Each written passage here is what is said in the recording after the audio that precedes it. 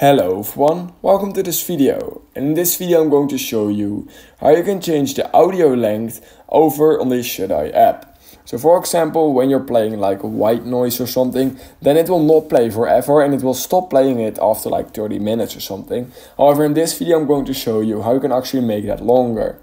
So let's say we choose white noise and then we choose this rain one. Then all you need to do is click on this panel icon just next to that X logo or icon basically. And then right here, just next to that play button, you will find a clock where you can click on.